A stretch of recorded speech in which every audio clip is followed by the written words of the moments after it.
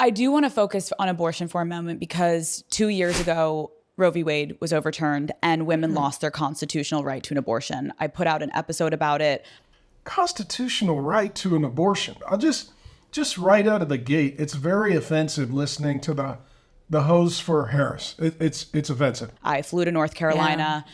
I went to a preferred women's health center. I met with women that were getting screamed at and chanted at and called. That is actually in the Constitution. This is freedom of speech. Called baby killers, and it because they're killing babies. Was the most eye-opening experience I've ever had, because I am a privileged white woman that lives in Los Angeles, and I am so aware of that. I understand that a lot of the younger generation sees things online and is like, what is right, what is wrong, what is real, what is not.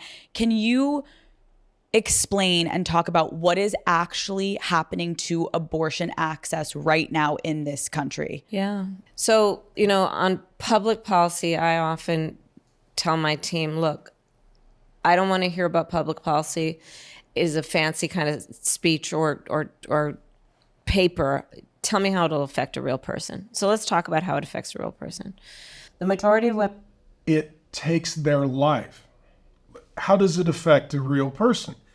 It ends their existence. It negates every opportunity for their future. And half of those who are being killed are females that would grow up to be women, but because of women's rights, we're killing the little women. This is the issue for the election, because ultimately these kinds of things should be determined at the state level. The problem with the federal government is it overreaches and overstretches, and it takes away state rights, and each state should have the right to determine certain laws and policies that they adhere to. What progressives always want to do, they want to push everything up to the national level because they really don't believe in states' rights. They believe in large centralized government. The reason that a lot of women are upset about this issue, they feel like a right has been taken away, that Roe v. Wade was a right that has been taken away. But we need to now understand that right has been transferred to the state level, and we can't lose sight of the fact that what we're talking about is who lives and who dies. And I'll just continue to listen. If I throw up in my mouth, I apologize in advance. Women who receive abortion care are mothers. Abortion care. We're not caring for the child when we commit an abortion.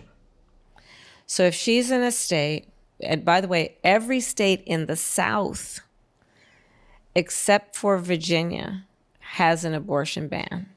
Okay? Not a ban, a limitation. This is where we need to be precise with our language. Otherwise, what we're doing is we're lying. In addition, if the people in those states have determined that those are the laws that they want, what right does the federal government have to overreach and remove those rights that they have chosen that they want to live on? So imagine she's in a state with an abortion ban. 1 out of 3 women are, by the way, in our country. And she's a mom. So she's going to have to figure out, one, God help her if she has affordable childcare. So this is what we do. We move it from the issue to one individual case to garner sympathy. And this is what happens over and over and over.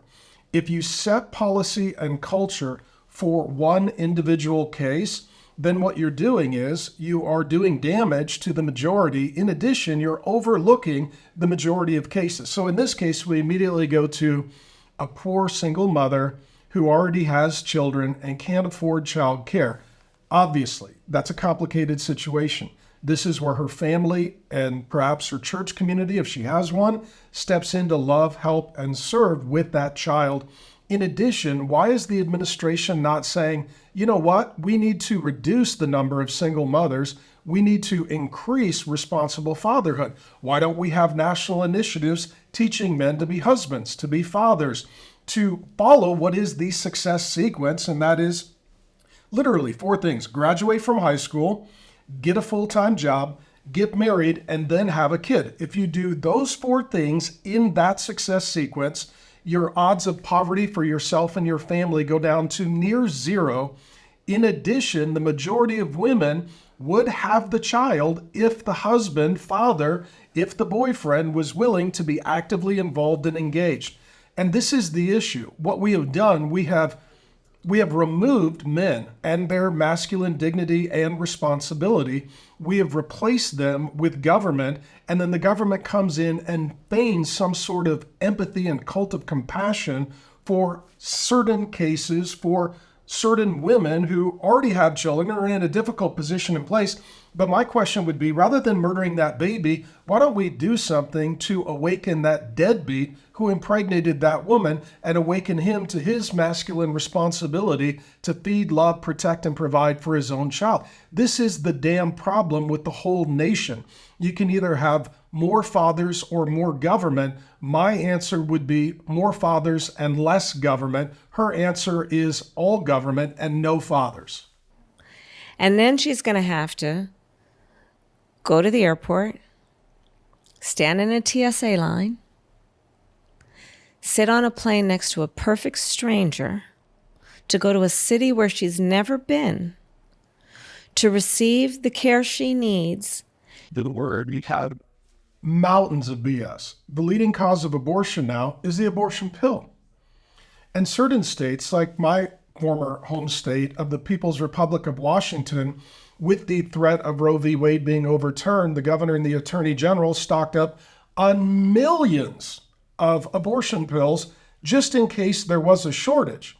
And so today, here's what happens: without a doctor, without a prescription, without a flight, without any of this emotional conjecture and full nonsense, the majority of women that want to terminate a pregnancy just go ahead and have a pill sent to their house, and then they have, tragically, an abortion home, which doesn't provide them with medical coverage should they have any complications. So all of this is literally saying, do you feel sad for one person? Let's murder hundreds of millions. She's going to probably have to get right back on that plane because she's got those kids. Her best friend's probably not with her because that's who's taking care of the kids. To get back in that TSA line, to get back on a plane, to go home.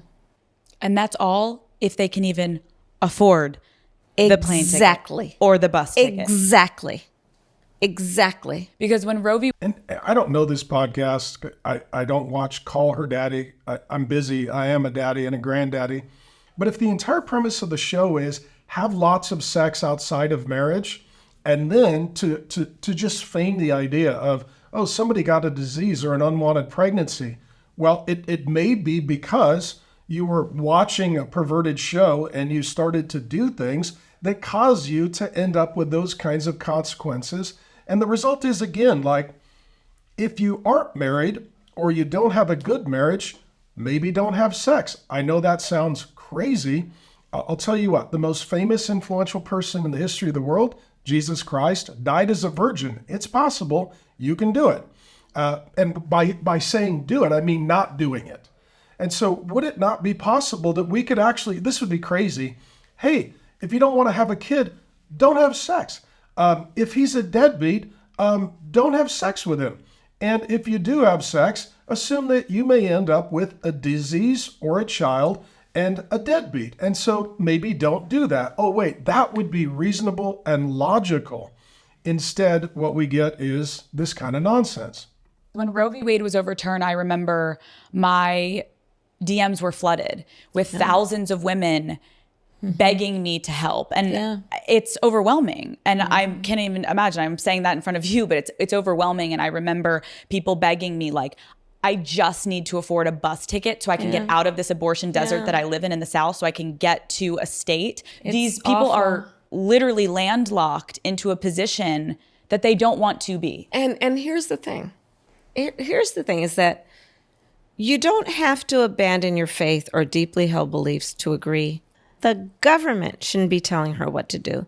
If she chooses, she'll... If Roe v. Wade is nationalized, the government is telling you what to do. You don't have to abandon your faith. That's true if your faith is the worship of Molech. Molech is a demon god in the Old Testament that required the sacrifice of children to appease it. Chemosh and Molech actually worked together in infanticide. And so what would happen is you would have the equivalent of a strip club, brothel, a bar, abortion clinic, and this would be a temple devoted to these demonic false gods. People would be drinking and having sex and partying. And then in the back of the shop, there would be the quote unquote abortion clinic where you would take your child and you would sacrifice them on the fiery altar to the demon gods. And the band, the drums, would play so loud that you couldn't hear the screaming, shrieking of the dying, burning children. The equivalent of that today is a chemical abortion where we literally terminate the life of the child, and we do so by burning their body. And so what is really just amazing about all of this is that she invokes faith. And I'll say this too, I guess I'm in a bit of a mood today, but we got two people running for president.